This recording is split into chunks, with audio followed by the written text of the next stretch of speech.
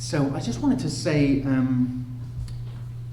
that we're going to be back in our series on this world government and this part of judgment. But I want to encourage you that we're not going to be doing judgment endlessly.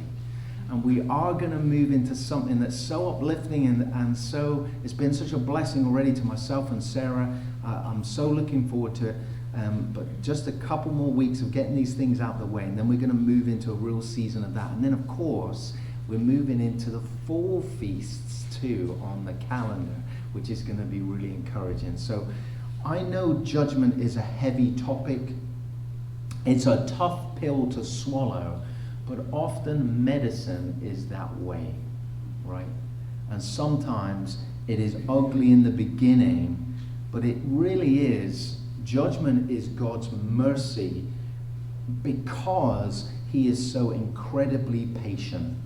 So what we're doing, we're looking, this is the second part of this, we're looking at world government. And last week we looked at how it was actually a biblical concept. It is coming, and we've already had a type of world government that has been given to us in Genesis 11, which was the Tower of Babel and that whole system. So we're looking at, first slide, Jay, we're looking at here the components of a global government, world government, whatever you wanted to call it. And the second component that we identified last week was same words, one mind, which was the phrase in the opening verse of Genesis 11 of the whole system of Babel. And really, when that phrase is used and we say one mind, obviously same words is a universal language. We looked at that extensively last week. But one mind is really talking about a unified culture. We are of one mind, and our culture is basically what our shared values are, what our shared goals and our shared aspirations for the future. And everyone can agree that what we want is to live and grow up in a peaceful nation where we can prosper, that we can have private property, which is a biblical concept, and we can pass on to our children an easier time than what we have had in the past. That's generally what every nation of this world, the regular people of the world, seek most, is just the ability to live in peace and to prosper. So when we're talking about a one culture, can we see today as a marker to where we are on the timeline, can we see that there is a global culture, or at least a global culture that's emerging? And I want to draw your attention to the next slide, Jay, and the one after that. Okay, so this is a gentleman called Brock Kisholm. He's a Canadian psychiatrist, but more than that, and I know you're already reading it, but more than that, he was the first Director General of the WHO. He was the first Director of the WHO. And we've learned a little bit about the World Health and how it's operated, how it's funded now today. His quote here: to achieve a world government, it is necessary to remove from the minds of men their individualism, loyalty to family traditions, national patriotism, and religious dogmas. This isn't my idea. All I'm going to share with you are things today that prominent people have gone on record to quote. So there's 4 parts to this. To achieve world government, it is necessary to remove from the minds of men their individualism, loyalty to family traditions, the family, national patriotism, and religious dogmas. So we're just going to look at those 4 components there. Next slide. This was 2010. Obama's war on the traditional family. We know, we've read so many, you could read 1,000 articles on the left, or at least the political left's move against the family as a whole. But this one in particular, this was 2010, so he'd just come into office, and it says in the article, President Obama wasted little time in using his executive branch power to give the country a leftward shove. In just the past few weeks, the administration has ramped up programs intended to reshape conceptions of the family. And it goes on to say the World Professional Association for Transgender Health helped rewrite the rules to ensure the primary goal at the border, so this is in an immigration policy, is acceptance of those offended by the concept of man or woman. So the first thing I want to point out about that is, isn't it amazing, whatever your view on the transgender issue today, I think we can safely say that the amount of people within the global population is tiny. It is tiny that fall under that group. And yet, isn't it amazing that they have a World Professional Association of Transgender Health that helped rewrite America's policy on people coming into our country? Isn't that amazing? They must be very wealthy people, I guess, unless they're being funded by something else. But the idea was that if they were asked at the border coming into America whether they were male or female, the policy was being shaped so that they wouldn't be offended by that very concept. And you can see, so this, first of all, really, this is actually not only an attack on the family model, it is actually an attack on the individual themselves. Gender confusion or fluidity of gender is actually undermining who you are as a person. If you can't work out what you are, and you are in such a state of flux that you might oscillate between one or the other, then there is something seriously wrong. It is a mental health issue, and that's going to be deeply offensive to some people, but that is the biblical truth on this subject. So that the concept that we fund individuals, young people that haven't even dealt with just very basic hormonal changes, that feel unstable who they are as a child in social groups and social pressures such as school and clubs and other social environments, that we would then interject this teaching to have them question their own gender is, in my opinion, deeply eroding to who we are as a nation going forward from this time. And within the battle against the individual is also the battle of the sexes too, to divide up the man and woman. So the second point was the war on the family itself. And I don't need to tell anyone in here that there has been an open war against the family for many, many decades.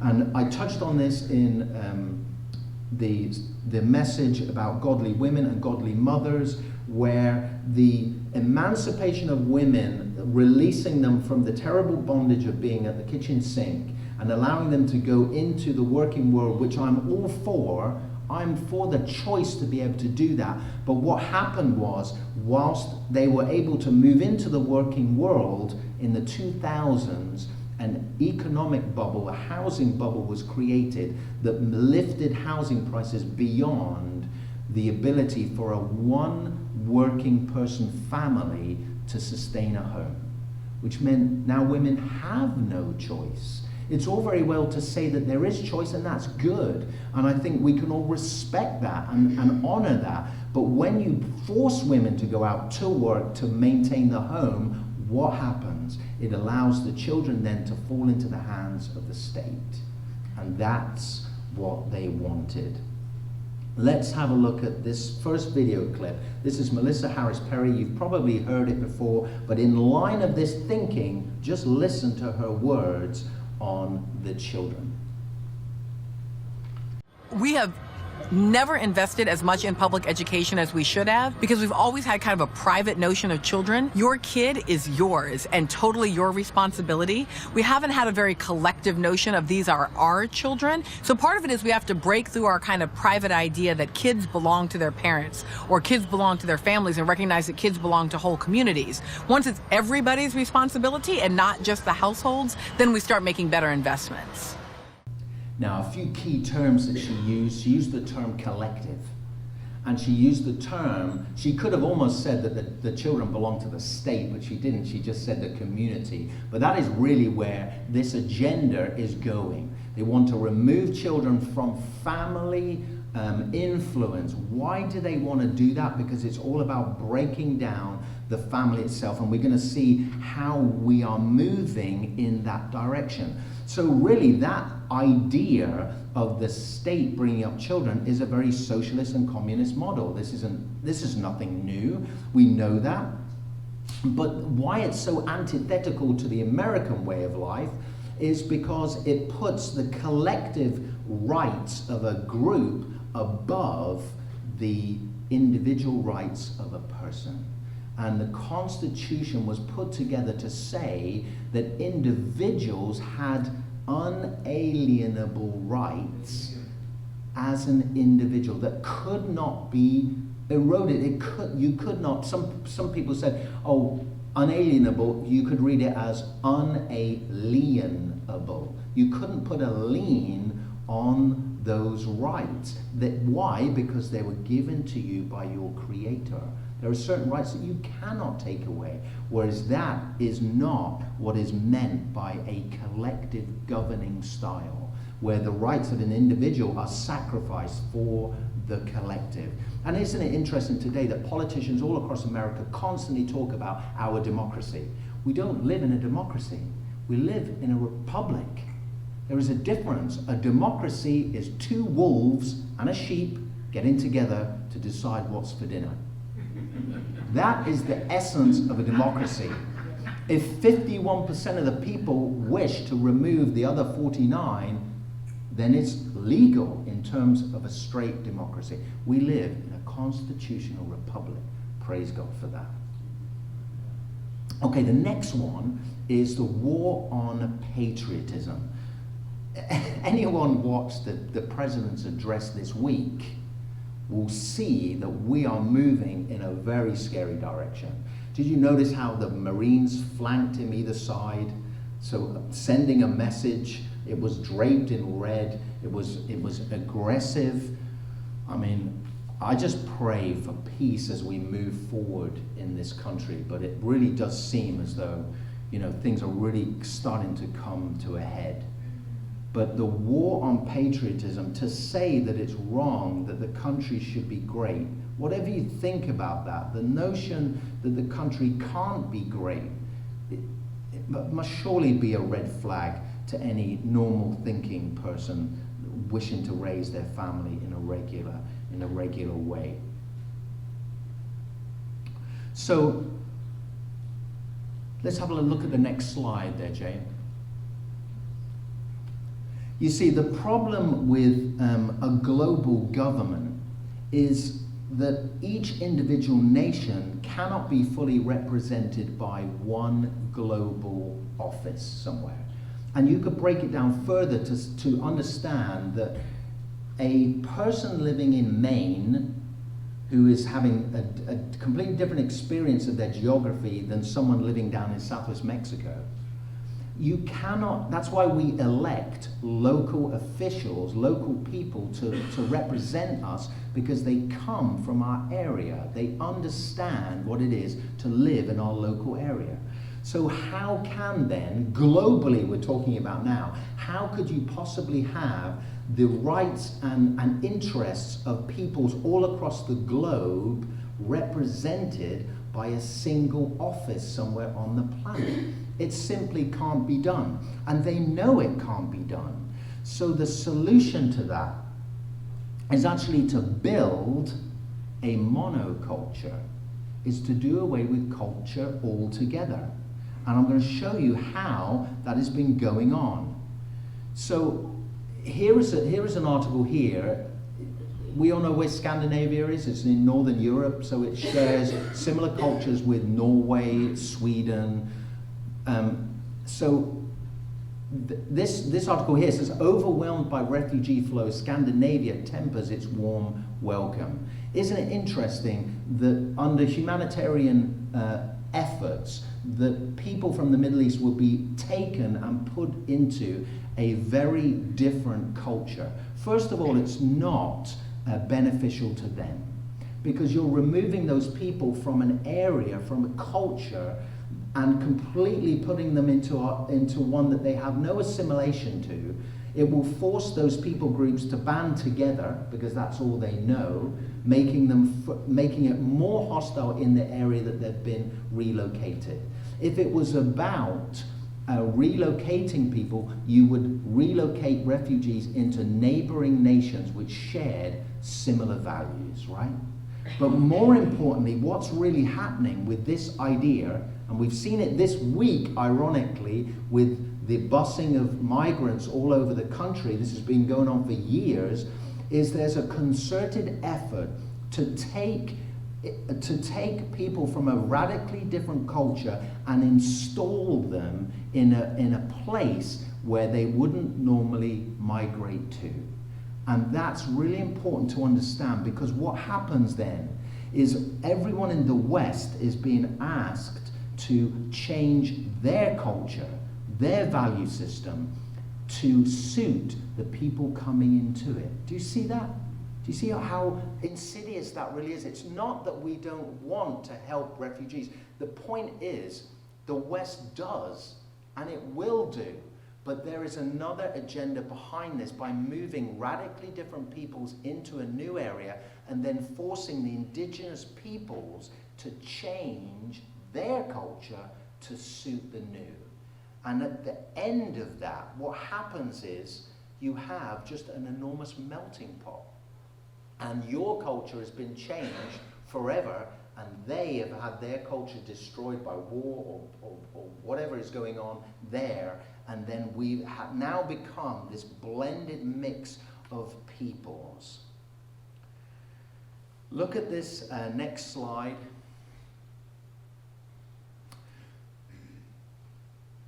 This is Richard Gardner. He's the U.S. Counsel on Foreign Relations. He worked for the Journal of Foreign Affairs, and he is another one that promotes the idea of world government. And he said the New World Order will have to be built from the bottom up rather than from the top down. We will run around national sovereignty, eroding it piece by piece, will accomplish much more than the old-fashioned frontal assault. You see what he's saying with that? He's saying that they want to erode through legislation, bit by bit, national sovereignty. Play the second clip, please, Sheila.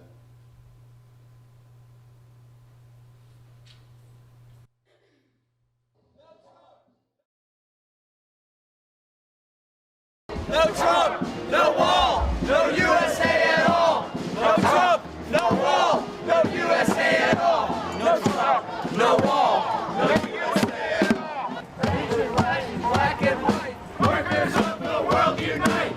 Workers of the world. We all remember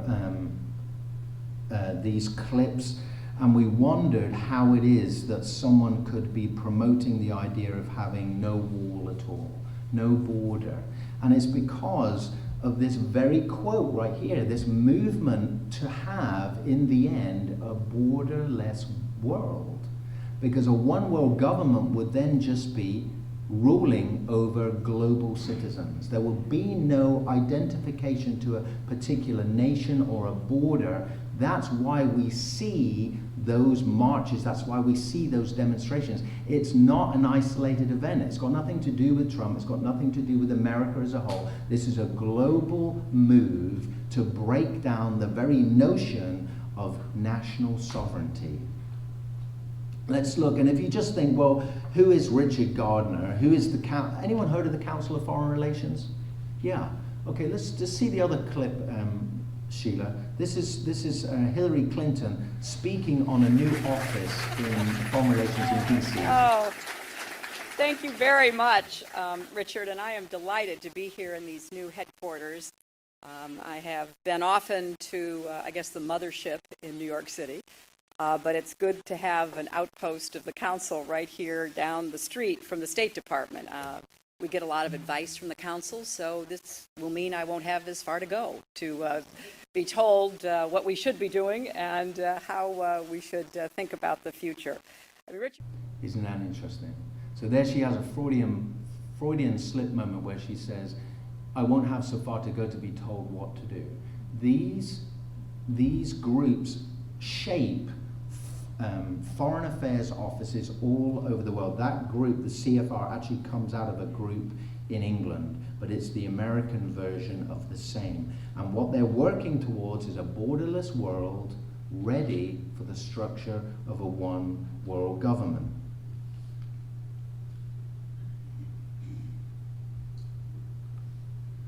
So let's have a look at the next slide. This is UNESCO. You might think, well, how close really are we? Because this has been going on for a while. And we've covered a little bit of this before. This is the United Nations Educational, Scientific and Cultural Organization. And it says there it's a specialized agency of the United Nations. We've all heard of the United Nations, aimed at promoting world peace and security through international cooperation in education, art, sciences, and culture. So this is the group that are behind. When you hear of Pelosi signing a bill to help a country in the far-flung parts of the world, and then journalists will find out that part of that is for any manner of different programs that seemingly have nothing to do with aid to this country, but have things like gender reassignment monies and all that kind of thing. We've heard of those. It's coming from this group, UNESCO. And they seek to change, and look, there is telling you through education, through scientific development and cultural, it's a cultural organization. It's shaping the way we do culture. And you might say to yourself, well, how has that got to do with us in America? Isn't that just in Europe? Look at the next slide, Sheila. Go past this one. This is the world map of who belongs to member states or active members within UNESCO. So in total, there are 193 members to UNESCO. That means they are paying into and taking everything from educational guidelines, art, science, and culture, how to shape culture. There's two areas in gray, the very western tip of Africa there, and up in the Alaskan continent. And then there's two shaped in yellow. There's another one that you can't see that's actually in the Middle East. But they are, next slide. So right on the tip there on the red is actually the Saharan district, that's Saharan desert. So there's no one actually living there, so that was shaded in gray. And the next slide was in 2018 when America and Israel pulled out of UNESCO. I think they're just observers at the moment, but I thought that was interesting too. So when you look at how many countries there are across the world, there's only 195 countries in total, plus a few island nations. So whilst we might, in America, might have an idea that United Nations is somehow separate and somehow far-flung and doesn't have any effect on what we do and the policy that we make here, in fact, nothing could be further from the truth. That is a total global structure that's heavily financed and is heavily driven by those who seek to change this globe from a series of nations to a one world system. Let's have a look at the next one. So the last part of that piece that Brock Kisson mentioned was a war on religion itself. It said that we have to remove from the minds of men our religious dogmas. So what he's talking about there is we have to remove any stumbling block that's within religious institutions. This is really interesting. When Tony Blair everyone know who Tony Blair was, the Prime Minister of the UK, and when he stepped down, this is a man who presided over a very left-wing government. Nothing wrong with that, but that's the bent of the Labour Party. And he, at the time he was in office, said that God had no part in the Labour Party. So he's very adamant that he was just addressing very secular issues within the Labour Party. But the day he stood down as Prime Minister, he started a foundation called the Tony Blair Faith Foundation. And he went on record to say that he was more interested in faith, but he didn't want to say anything whilst he was in office. And this foundation that he set up, which is part of the interfaith movement, it says, the foundation's aim is that idealism becomes the new realism. Idealism becomes the new realism. And that one of its goals was to counter extremism in all 6 religions. Next slide. I could speak for 2 hours on this subject alone. The interfaith movement is very... Has anyone done any research on the interfaith movement? Anyone heard of the interfaith movement?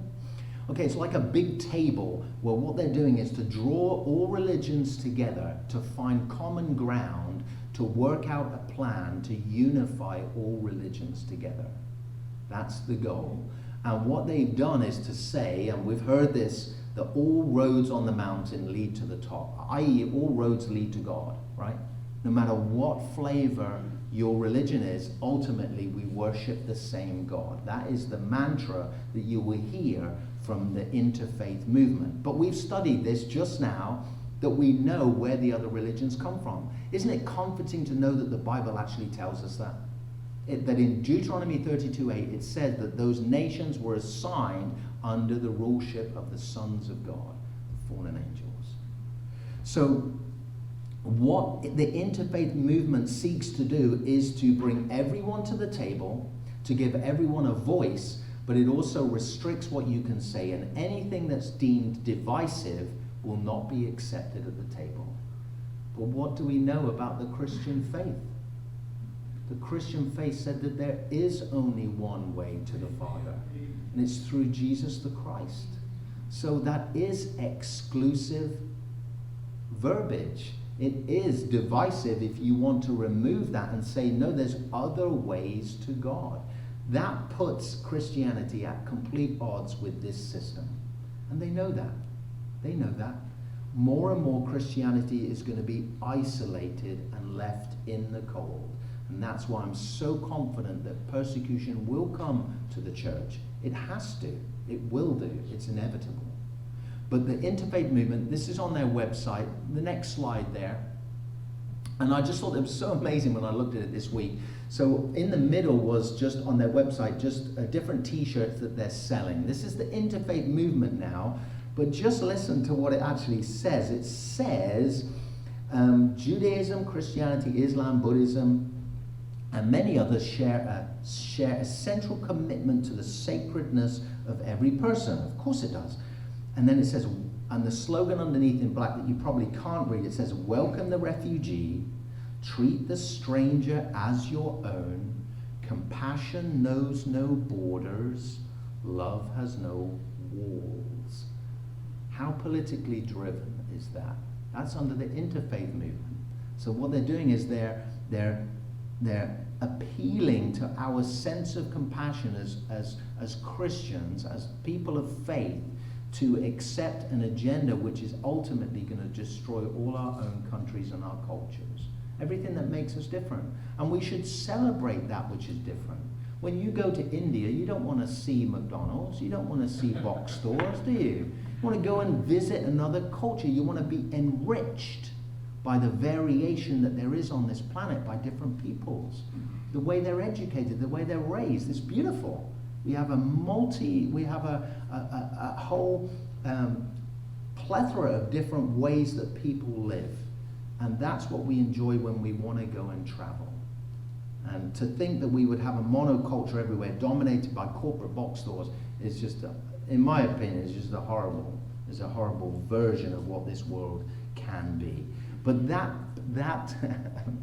that T-shirt there is about sharing compassion over bars and borders, it says, and it's got a picture of there of passing a flower over a barbed wire fence. Next slide. You probably remember this. This isn't too long ago. TV preachers glowingly described meeting with the Pope to tear down walls of division. Do you remember when the Pope Francis, was running around meeting all the famous TV preachers, looking for ways to come together to bring the Christian religion under one roof, i.e. under the Catholic roof? Well, we know that the Catholics believe that the Pope himself is the sole mediator between man and God. How could we possibly submit to that ideology? We can't, because it's not even biblical. So we can't be unified in that way. Next slide. The Pope and the Grand Imam signed historic pledge of fraternity in the United Arab Emirates. And at the moment there is something called the Abraham Accord, where they're going to build the 3 monotheistic temples in one building. In one building.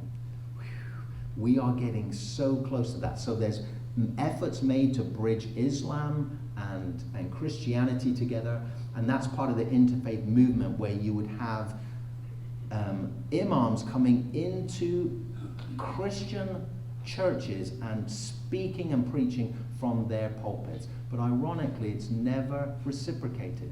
You'll never get a Christian minister going into an Islamic mosque and preaching. It wouldn't be allowed. We are by definition haram, which means unclean to the Islamic faith. Would never be allowed in there. But it's okay for them to come into a Christian church and speak from the pulpit.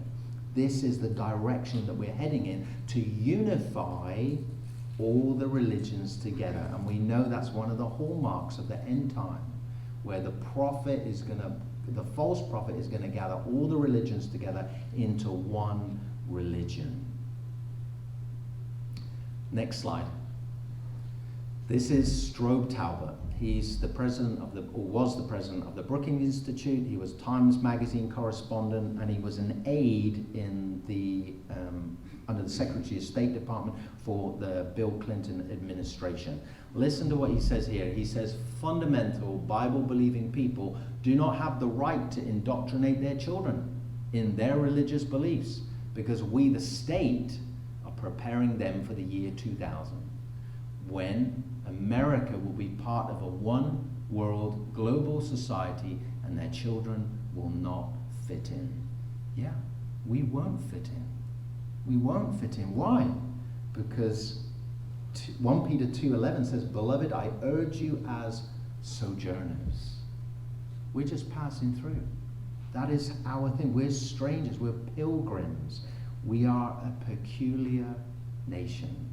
Isn't that how the Bible describes us? To the world's eyes, we're peculiar. We won't fit in. We can't, because we're not from here. We have a heavenly home waiting for us, and we can't be subjected. We will not be conformed to this pattern that's being built as we speak. It's interesting there that this was obviously drafted, and he made the comments before the year 2000. If you look on the United Nations' own website, Agenda 2030, which is subheaded Sustainable Development, actually superseded Agenda 21. So this was part of Agenda 21, is to unify all the nations together. And in their own words, they say they're behind. So that's why we're seeing a real quickening now of where we're headed for that. Now, you remember we said that Babel was the first model in the Bible of a global system. Let's just look back at that. The next slide, Sheila. So this, I've mentioned it before, but this is Peter Bruegel's depiction of the Tower of Babel. This is in the 1600s that he painted this. In the front of the picture there on the left at the bottom, you'll see Nimrod, who Genesis 11 describes as the ruler, the builder of the city, many cities, the builder of the tower. Let's look at the next picture. And this is the EU, so the European Union, Parliament building. And we can see that it is, not only does it look like it, the architect of this building said that he took the design from the Tower of Babel. An unfinished tower. Look at the next picture. So this is a view from the top. You see the center part is cylindrical, like the depiction of the Tower of Babel, and then the unfinished terraces. So it's not even that, it's not my opinion that they look the same. The architect himself said that he based it on the Tower of Babel. Why would he do that? These are atheists. They don't believe in the Bible. Why would they do that? Next picture. And this was one of their posters that they gave. It says, Europe, many tongues, one voice. This is another echo of Genesis 11:1. Same words, one voice. And there's the Tower of Babel there. And then the next slide actually shows, I hope you can see that all the people in the foreground are adults. They have square heads, except you see the child there with the circular head. You see the baby? So the baby has not been conformed yet to this way of thinking. And there again you can see, and they pulled this down. 1992 was when they released this poster. They've since pulled it down. And the last picture there was a shot of someone taking a picture of that thing in one of the European Union buildings. So we are moving. You could argue that the United Nations and UNESCO are building one culture around the world, getting ready for a structure that will ultimately have at the very head of it the son of perdition, the Antichrist, whichever name you want to assign to that person. And do I think it's important to know that person? I actually don't think it's important to know that individual. Because when the system is complete and a person takes that seat, we will know that that time has come. And am I sure that this is going to happen in the next decade? I'm not sure. But I think it reminds us to watch the signs that are going on, because we will have to make difficult decisions in maybe the near future or the far future about how we fit in this system that's being built. And once we move over to digital currency, digital identity, which is all being rolled out across the globe, we will then be unable to buy and sell without taking whatever is the mark, which has been prophesied to happen. So we know it's going to happen, but we just need to be aware that we are watching, right? Jesus said, watch, stay awake, watch, keep an eye out, and pray and look up, because your redemption draws nigh. So he's coming soon. We don't know exactly when. So don't be discouraged, be encouraged that the Bible is perfectly laid out, and prophecy does, in its detail, allow us to make accurate decisions when the time comes.